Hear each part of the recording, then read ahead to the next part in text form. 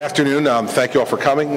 We just concluded a meeting, Senate President, myself, Freeholder Cappelli, the Attorney General, and Commissioner Grifa, with a group of mayors, council people from Camden County to talk about the idea of regional policing here in Camden County. And this is pretty simple. I think you've all heard my views on this before. I think that this is a moment that we have to look for efficiencies in policing, both in terms of the effectiveness of the policing and also the cost. No question, as municipalities now look to live in a 2% cap world, and as we move towards pension and health benefit reform, that we have to figure out other ways to be able to save money and to bring wages and benefits and the costs of providing public safety into line, while not sacrificing, making sure that the public remains safe. Regionalizing this, I thought the Attorney General made a really compelling argument this morning about how really now you're having transjurisdictional crime. It's not restricted to just one place in any particular county, and it moves over municipal borders that are really artificial in large measure.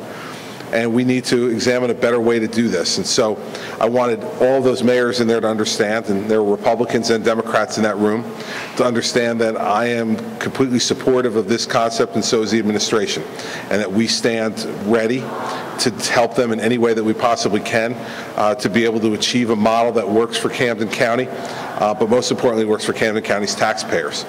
So that was the message that I delivered in there. I'll come back to answer questions in a second. I'm going to introduce next the Senate President. Senator Sweeney and I are of like mind on this issue, and we wanted them to see, all the local officials, that this is not a partisan issue, that Republicans and Democrats all have to balance these budgets. We all have to be able to account to the taxpayers. And I think it's a powerful message to send that the Senate President and I are together supportive on this issue. And I'll introduce him, and he's going to be introducing Freeholder Cappelli, and then we'll all come back for questions. So, Senator. Thanks. The message that we gave is the taxpayers of the state need relief. They're at a breaking point. You know, we have a bad economy and we have bad times, but the governor said this many times to me, and I said it in there, we need to seize the moment to fix our state. Taxpayers, the average tax bill is $7,200. Think about that, $7,200. Something has to change. And what has to change is the way we deliver local, government. We have to make it more cost effective. We have to make it more cost efficient. We have to make sure that it's reliable, and it can be done. New Jersey has a whole lot of government. The governor and I talk about this all the time. We got more government than we could possibly imagine having, or need. The time is now to start to look at things differently. 566 towns, 21 counties, fire districts, school boards. Can you share and save money? Yeah, I've proven it in Gloucester County with my freeholders.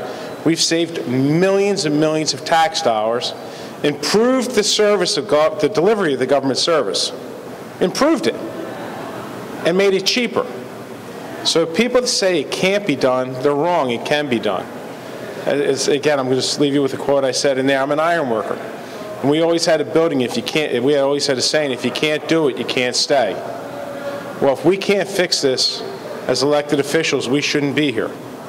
So the time is right to change the way we do business in the state of New Jersey.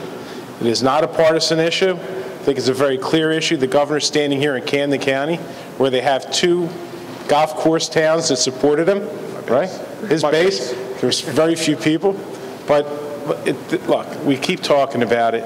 We keep talking about the high cost to taxpayers. We need to seize the moment to fix the state, so when the economy turns, the taxpayers are going to be the benefactors of these changes. With that, I'm going to introduce the Freeholder Director, who I give a lot of credit to for having the courage. It's not easy to step up and say we're going to do something different, because as soon as you do it, you get everyone coming out wanting to just knock you down and say why it's wrong. What's right is doing the right thing to try to make the cost of government more efficient and make the citizens of this county safer, Because, you know, quality of life is good schools, safe communities, and crime's going up everywhere, not just in Camden City. So, Louis, I give you a lot of credit for you and the freeholders for having the courage to step up and take this issue on. Louis? Thank you, Senator. The mayors of Camden County today received a very strong bipartisan message from the two strongest people in the state of New Jersey that the time has come to make changes in the way we deliver public safety services. That is not to demonize those who currently serve in those roles, but the reality of the fact is that municipalities throughout the county, throughout the state, are laying off police officers, they're laying off fire personnel.